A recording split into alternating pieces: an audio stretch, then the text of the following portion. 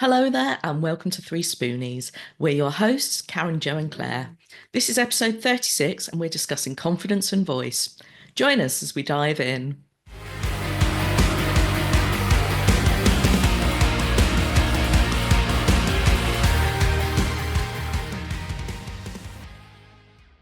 What's holding you back from growing the business you really want?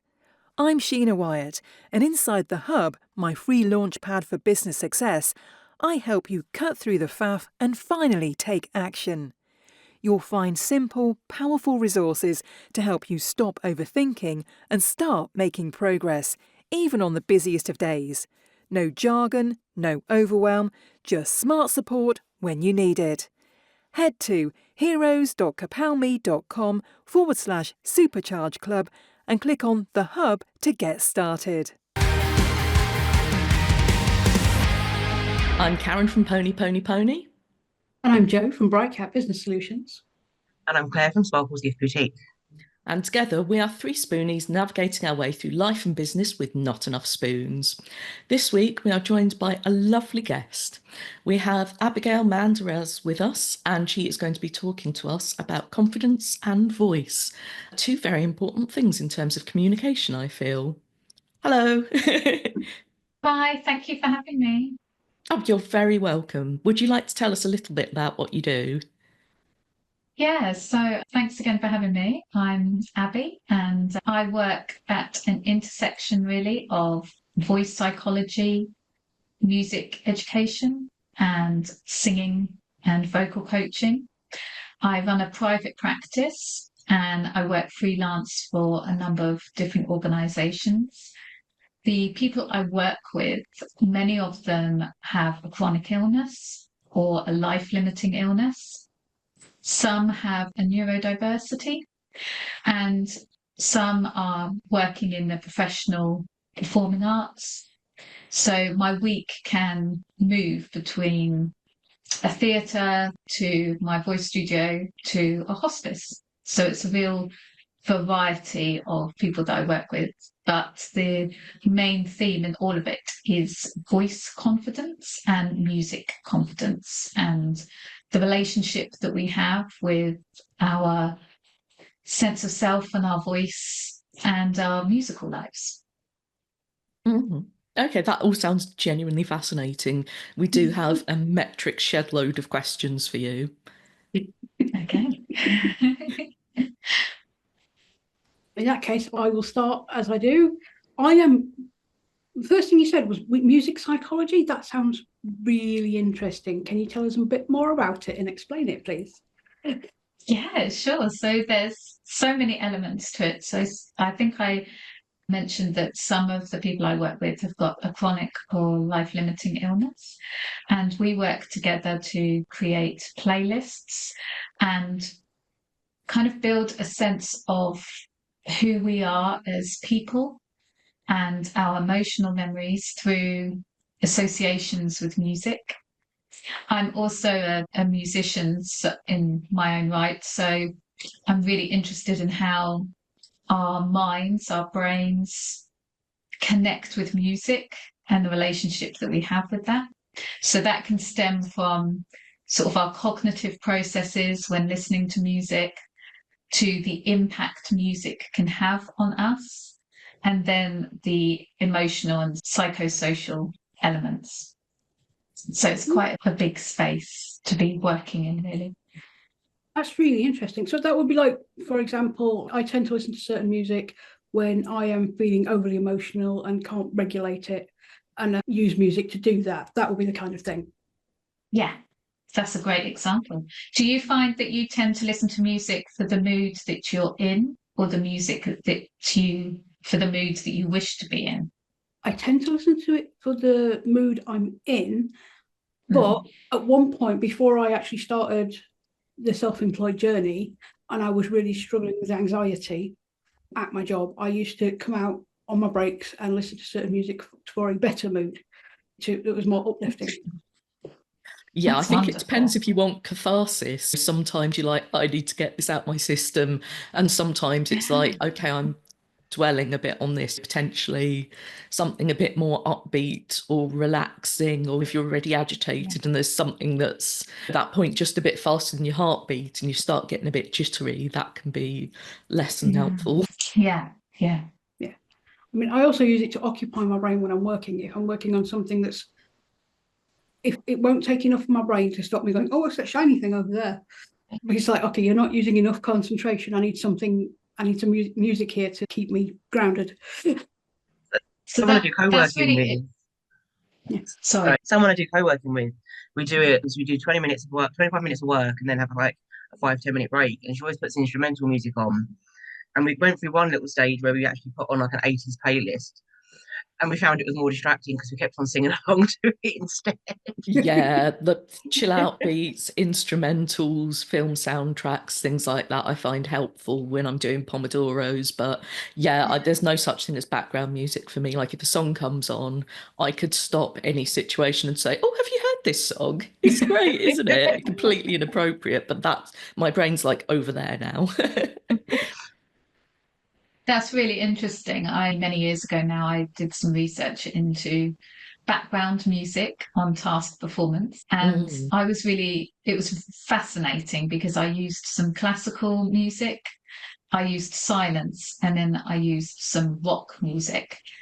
And I was really finding that it's a very individual experience. People who really find a connection with classical music were finding it was really helping them focus. But other people that didn't really connect to classical music were finding they prefer the silence, and vice versa with rock. So I think it's an individual thing. But I'm a big fan of film soundtracks and classical music in the background to calm. That, and it can make every day feel really epic. Doing your taxes and yeah. Ode to joy just all day. Bam. Okay, so I've got distracted and I don't know what we were talking about. So music psychology. That we were. Thank you. You see, terrible. No music. Just my brain going, whee! So, yeah, music psychology. Do you find that, obviously, when you said your research, you've got different people find different things. Is there a universal music that people like to concentrate to? Wow. Do you know, I don't know the answer to that. I'd have to dig around. I mean, my instinct is that it's individual. That's my instinctual answer, but I don't know if there's one particular go-to that everybody just responds well to. I mean, having said that, but just in my own private practice and work, there is a track that I think everybody has responded positively to. It's the same track.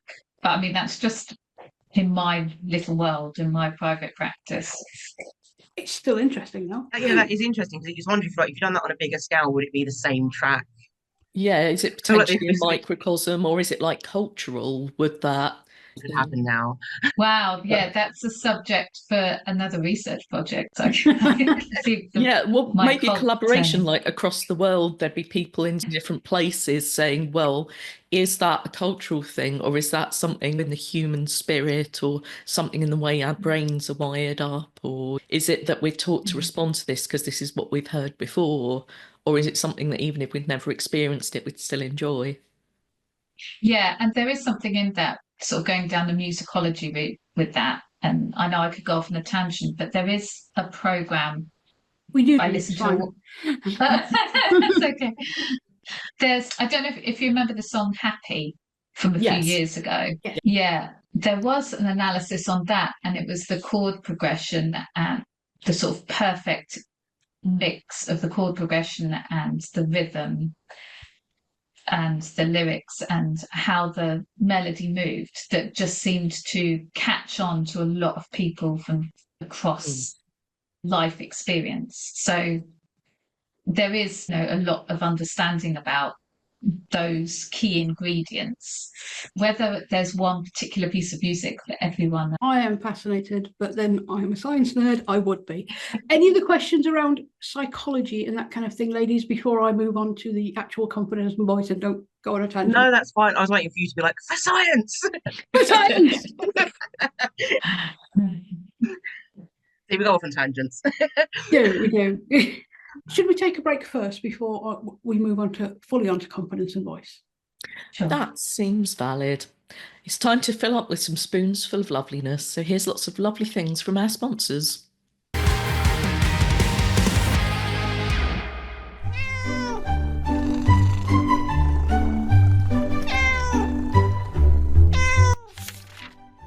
At Green Cat Books, we have a variety of books to suit all tastes. From preschool to young adult, and from poetry to fantasy. As fellow Spoonies, we know how important it is to rest and relax and take time for yourself. That's why we offer beginning to end publishing services, including proofreading, formatting and distribution, giving you the chance to heal. greencatbooks.com. Looking for your next fix of alternative culture? Welcome to Soundsphere magazine, your home for the underground, the indie, the goth, the punk, and everything in between. Based in the north of England, we're shining a light on the vibrant scenes in Sheffield, Hull, York, Leeds, Manchester, and far beyond.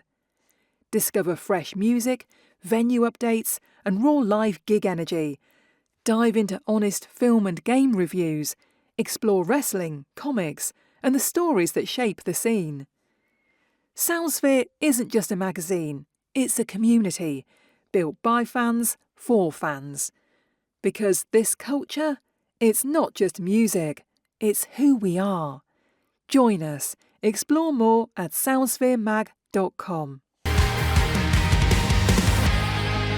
So welcome back, and we are with Abbie, and we're talking confidence and voice. And I am actually going to move on to confidence and voice and not music psychology. That just piqued my interest, and it's our podcast, therefore I get to talk about things that pique my interest while we're here. I'm very sorry. So Abbie, you work with people to give them confidence in the way they're speaking. Yeah. A little bit more about that, because I've always been told off for mumbling. Like my entire life, I've never been able to project my voice. My dad even used to tell me, no, it's really easy, you just project. But he was a coach driver, and he took everything, like when he was telling people about where he was, where they were, and all the history and anything, because he was a history nerd. He could talk to anybody about anything, but he loved that. And he always saw it as a performance. So to him, it was really easy, like you just project. Whereas I've never found it easy. And are those the type of people that come to you that are like, no, I'm just going to mumble here and be like really self-conscious? Yeah. So just so you know, Joe, I was often, and still am occasionally, told off for mumbling. So it's just a thing. Yeah. So the people I work with, it's a really broad range. So I have people who are minimally verbal, some who are non-verbal, and others who don't fall into those two categories, but who struggle to form words, for instance, stammers. I also work with professional performers and actors who consider themselves fluent in speech, and I suppose it would be accurate to say they make their living through the power of their voice, but they may not feel confident in using their voice in lots of different ways. So we work with across sort of all those areas. I work with the breath and relaxation, vocal exercises, and then moving into speech and song with a real focus, I hope, on play, imagination, and reflection. And it's really interesting what you say there, Joe, about the need to be confident and project and being loud. And I was actually reflecting on this earlier before I joined you that I suppose to really consider the relationship between voice and confidence is to also ask the question, what does a confident voice sound like? And I'm not sure that the answer is loud, fluent, without hesitation. I think that's one society's view of confidence. Yeah, I mean, one of my clients is a professional speaker, and he makes videos about training yourself to speak better. And he always sounds confident, but he speaks really deliberately, really clearly. It's never loud, but it's always clear. And it feels like he's sure in what he's saying. Right. Yeah. Maybe that sounds like he takes care over his sound and his silence. Yeah. And something I've really learned is the power of silence and the power of silence and confidence. So we certainly in my studio, we explore a lot the power of our relationship to our voice, because it is an expression, an interpretation of who we are as people. And my own personal life experience is if you're not feeling confident in who you are as a person, this will show through your voice. I feel like the voice is like a mirror to who you are. And just on a very basic level, if somebody hasn't slept well the night before, you can usually hear it in their voice. It's like the voice is the first sign, the window into how somebody is. I would agree on that. You can usually tell as soon as someone speaks. If you can't tell, just to look at them. Yeah. Or And don't speak online and don't message us. Yeah, absolutely. And there's an awful lot with people I work with where we reflect on different elements of the voice. So there's the use of the voice to express yourself, express an emotion, express a thought, express who you feel you are. Then there's also the element of the content and what you're having to deliver. For instance, Joe, the person you mentioned who is a public speaker, did you say? Yeah. For them. So there's so much to it. And you'll use your voice in different ways depending on who you're speaking to and the identity you have in the room, in the space at that given moment, family or work or anything in between. Yeah, that makes a lot of sense. I mean, these days I try to keep them all the same because I don't conform to that you must be professional thing. I am professional. I'm very good at my job, but this is me. And it took me a long time to do that. But that's what people connect to, isn't it? It's that authentic sound. It is, but most people are taught you have to act a certain way, sound a certain way. Yeah, you'll fit into the nice little box. And it always comes across as fake. It's like that phone voice, isn't it? Hello, lady of the house speaking. Yeah. Yeah, actually, well, not so much these days, but definitely in my early days, I used to use those as clips for good examples. The hyacinth bouquet. I love that. There'll be certain people listening that won't know this reference, will they? No, and that makes me sad. Older. So it makes me feel older as well. Yeah. I grew up with that. Yeah. Okay, ladies, do you have any thoughts on all that? I thought it's interesting. It's kind of made me think of how Dylan behaves when he does different things. So my son Dylan's autistic. He's pretty much non-verbal. I can ask him certain things, and it's like he wants to give you the right answer, but he can't get the words out, and he very much wants to have the right answer all the time. But if he does performing arts or singing, put him on stage, give him a microphone, completely different child. He can put on the voices for how the character should sound. He can add the personality to it in the right place. And it's like, how do you do this? it's that level of confidence he has of being out there and the comfortability with it. It's just, and just, yeah, it really made me think of like things like that, how he is in different situations. He can do performing stuff perfectly, but can't describe or talk. And even when he does talk about certain things, the tones are always very different depending on what it is. Yeah, that's very common in my experience. And I see the creative arts and the performing arts, they're a form of communication.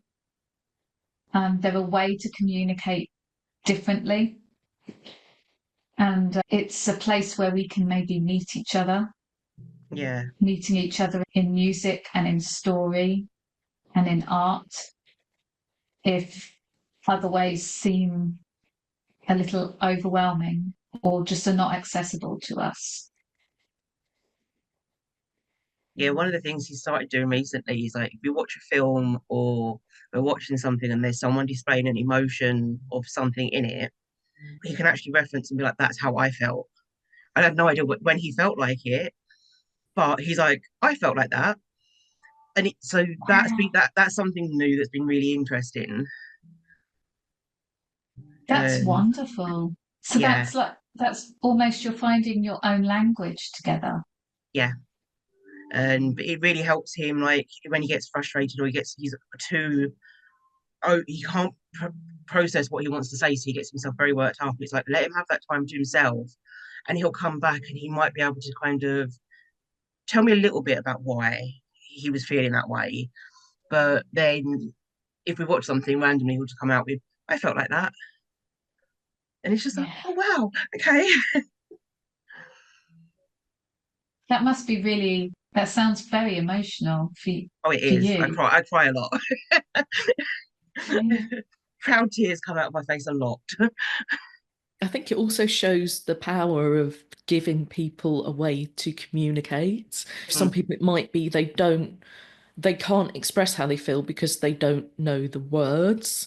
And for some people, it might be they can't express themselves because they don't know how to put it across in a way people Yeah. will understand. And I think that's a huge learning curve for all of us, really. Oh yeah, like Yeah. learning to communicate with him has been an experience. Like I'm still learning now, and he's nearly 21. Wow. Yeah, it's really fascinating because I've definitely, certainly in the last few months, particularly with children that I work with, where they don't know how they feel. And I hope I I really hope I drive the message that's okay and let's just explore and play. And you can see them finding out how they're feeling or expressing maybe the inexpressible through music, art, singing. And I think it's so important to just find different ways of communicating. It's just like learning different languages. And Yeah. obviously, that can be a huge challenge, but I think it's where the magic happens. I think I probably agree with that. I mean, just as you were saying, that's like music's something that speaks to your soul, even if it may make you feel emotions, it makes you process emotions. Yeah. And yet just helps you deal with the world. And that is something, say it's however we originally decided to hit things together or hit something, it made a noise and we liked it, or we made new voice sounds. The way it's come and then this is what we use it for, as well as entertainment, I think that's amazing. Yeah. It's a piece of magic that we need in a very challenging world. Yes, I'd agree. I think it's also a form of intelligence, like mathematical and written intelligence seems to be really highly valued, but I know of people who have really high intelligence in terms of music, in terms of having perfect pitch and knowing how to put things together in a certain way to create a certain effect. And yeah, to me, a lot of that is absolute wizardry, I'll be honest. Yeah, you're right. I think it is. But also, I sometimes feel that it's something I'm passionate about, that there are people who think that they're not musical. And I believe to my bones that we are all musical. There may be some people that don't particularly like music or interacting with music, and that's not a judgment on them. I don't like football and sport. I'm not good at that stuff, and it doesn't light my fire. But it's not a judgment, but I do think we're all inherently musical.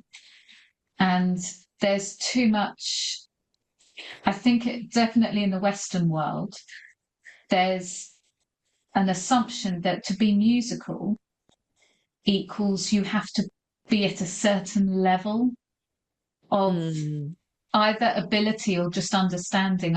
I think mainly dare I say it, the X Factor, Simon Cowell culture of you're either exceptional or you're terrible. And it's all about the performance. There's no kind of having fun with it. Exactly. There's no, appreciation of having fun, using it as a language and as something that can heal and connect with others. It's performance is like a tiny, teeny, tiny part of music. And I think that's very sad, because I don't think it's given quite as enough attention in certain areas of society that it deserves. Sorry, I could go off on a soapbox. So Oh no, I think I definitely agree with you. Like the lack of funding for the arts. It's like, oh, do kids need to learn that? And it's like, yes. I mean, what is culture without the arts at the end of the day? We're not drones, we're not robots. It gives them that confidence to express themselves, which is the whole point. You take that away, and it's like, how do these people? They don't learn how to communicate and experience different, like express themselves in different ways. Yeah, absolutely. It's not seen, I don't think, enough as a form of communication and expression and exploration and a development of your sense of self. It's just seen as what can be attained. And it's inherently wrong, because I was just saying to somebody yesterday, and actually it's somebody who's in her 60s and who was always put off music, and it saddens me because she's so talented and she's so musical. When I'm cringing as I say the word talented, because I have problems with that word, but hopefully it's a term that you can have a shared understanding. But she's very musical, and I said to her, it's life lessons. Music is life lessons. You know, the amount of times I have struggled with music, either understanding or composing, but it's all a life lesson. It's all about, it's okay to make mistakes. It's okay to take wrong turns. It's always there for you, and you evolve and grow, and it teaches you resilience and a whole host of other things. Sorry, I'm going off on a tangent. Okay, tangents are fine. It kind of reminds me of Debbie, who we had on season 2. She runs Art for Wellness, which is now a CIC, I've just seen. But when she was in school, she loved art until a teacher destroyed that love and told her she was no good. And it took her decades to realise she didn't need to be good to enjoy it. And the therapeutic journey that took her on. But that sort of kind of reminds me of the same thing with music. It's like, if you're not good to society's standards, don't do it. Don't enjoy it. It's not for you. Yeah, and it makes me cross, because I would then question what define good, because somebody's Beethoven is another person's Beyonce. It's everyone's got different tastes. Everyone's got different life experiences, different interpretations. It's not a binary good or bad. And I think that's where quite serious damage can be done to a person, especially actually with voice. the amount of people I see where they've been told they can't sing, and nothing makes me more angry. Because if a human being says to another, you can't sing, or stop talking or stop singing, the sound that you're making or the content of what you're singing or saying isn't good enough, more often than not, the receiver is interpreting that as I am not good enough. I can't sing, so I am not good enough. And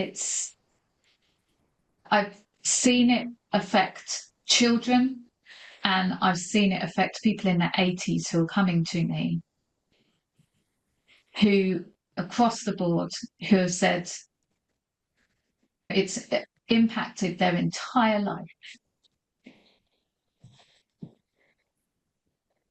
So I just wish people took more care. Yeah.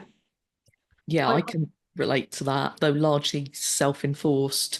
I used to sing, but my hearing was damaged.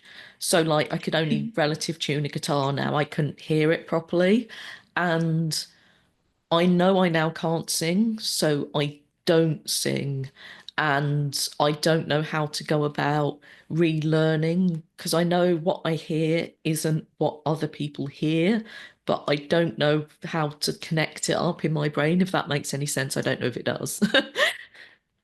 Yeah, it does make sense. And I work with a few people who have hearing loss, and we learn songs through feeling the rhythm, lip reading, and then doing some sort of pitch exercise, pitch work. But it's really interesting how you say, I'm not sure what I'm hearing and what someone else is hearing, because that's such a relatable experience, because we are actually hearing ourselves. How I'm speaking to you now, I'm hearing myself very different from how you're hearing me. Everybody has that, don't they? That's why I hate hearing myself on recordings back. Yeah. Exactly. I don't sound like how I sound like in my head. I don't like it. I'm yet to meet somebody who does. Yeah, it's weird. Myself included in that. And it's because we're hearing, when we're listening back to a recording, we're hearing probably through our ears, which I know sounds like a silly thing to say, but our brain is processing it differently from when we're hearing it internally. Yeah, that makes a lot of sense. But yeah, I've never met anybody who likes it either, which makes subtitling these recordings occasionally cringy. But we deal with it. I remember saying to Gary, who's our producer, before we started this, I'm kind of interested in doing a podcast, but I hate my voice. Like, how do you do a podcast when you have an annoying voice? It's like... Karen, I work with quite a lot of people that don't like how they sound. And this might sound a bit scary, but the advice I give is to actually try and encourage people to record themselves so they get used to hearing their voice. A bit like, I suppose, exposure therapy, and get used to it. But if it's any consolation, I mean, I've been singing all my life and I still feel uncomfortable listening back to myself. And I work with actors who, if I ask them to record something or I send them a recording of our work, they still struggle, even though that's how they make their living. Actually struggle with it. Nice to know we're not alone. Yeah. I think it's also that element of prejudice as well, the way people are judged for their accent or the way they speak, or if someone speaks a bit slowly, people will finish their sentences. And it's so dehumanizing, really, isn't it? If you're not going to listen to someone because of the way they sound. Yeah. Yes, it really is. And that comes back to that point, I think, about the power of silence and the power of listening. Yeah, I'd agree on that one. And say I hate my own voice because I think it sounds monotone, and I've been told it doesn't. But to me, it does, and I think that's part of reason I hated speaking to groups other than people were looking at me is I hate my own voice. And I'm better at it these days. And I can read and speak at the same time. But yeah, I completely understand what you're saying with that. Brain's kind of focusing on that. Do you ladies have any more questions before we wrap up? I think no. Because I think you've given us a lot to think about, and it's really interesting. I'm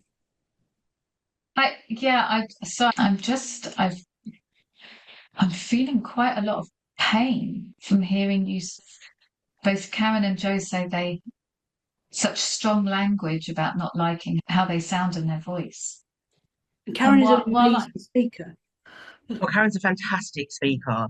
Yeah, but I sound like a droney Daria. But you don't. You really don't. To me, I do. So yeah, I think that's a perception thing there, isn't it? It is. It's the comfortability of it. I hate, I'm like Joe and Karen, I absolutely hate it. And I mean, I love a good sing-along. I can't sing for shit. But if I'm drunk enough, I'll do a karaoke.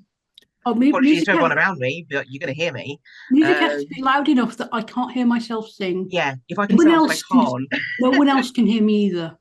So if Ben's not around, I put music on, I turn it up loud, and I will have a great time singing along. Do you find, though, if you're singing indoors on your own, it sounds completely different if you're singing indoors and there's someone else in the next room? Yes. Yeah. Probably because I'm aware that there's somebody else in the room. Yeah. But it's also that thing when you sing in the shower. Someone's going to hear me. Is there something about the shower? Is it the acoustics? Is it the water? Is there a heat? Or there's some sort of quality that it's just singing in the shower somehow sounds better? Oh, God, not in my shower. It sounds awful. I don't know. Oh, you need a better shower. Maybe it's because my shower cubicle itself is like, it's literally just a square, like this tiny little square you can just about fit in. So I think it's just really bad acoustics in there. Can I just make a suggestion? Yeah. If all three of you don't like your voice, but all three of you have created an award-winning podcast that people gain a lot from, comfort from, and guidance from. And the only way they're doing that is through either reading your words or listening to your sound. So maybe rather than next time you say to yourself, I hate the way I sound, maybe could you just say to yourself, I'm grateful for the way that I sound because it reaches people. I might not like it, but there are people out there who are gaining a lot from my sound, whether I like it or not. Maybe it's just a starting point for you. Yeah, a good way to reframe it.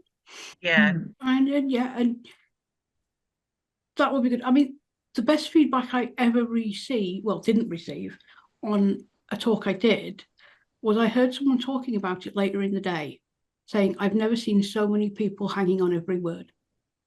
And that was being said to someone else, and I wasn't part of the conversation. Well, Joe, there you go. Yeah. Maybe that's a homework project for everyone, actually, because I'm sure there's going to be a lot of people listening who have hang-ups about their voice. And again, I think it's granting people the grace that we'd give to other people as well. Yes, and I can relate to it. And I think a lot of people can. And maybe, just thinking at the end of each day, I don't know if there's anybody listening or yourselves who keep a journal, or even if you don't keep a journal, maybe just on your phone or notepad, maybe just write a few examples of where you've used your voice in that day or that week, where you know it's been of a positive impact. And then after a while, it's almost like you're building like an evidence bank of, oh, hey, I rely on my sound. The sound is you. Yeah.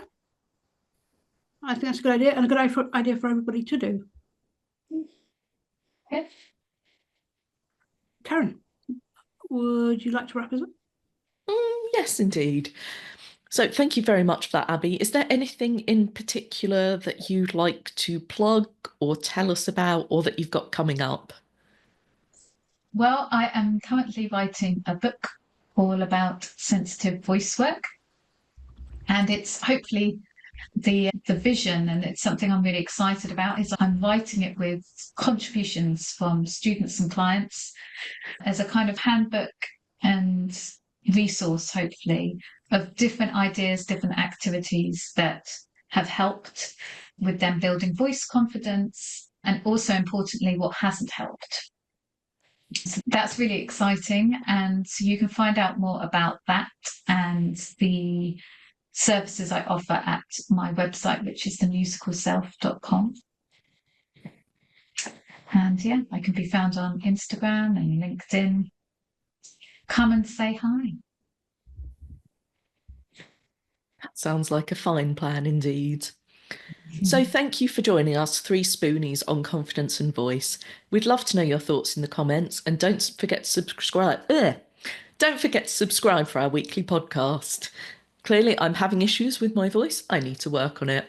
You can also buy us a coffee if you like what we do more than we like our own voices currently, but we're working on it. All the links will be in the show notes, and we'll see you next week for community questions. Have a great day and keep track of your spoons.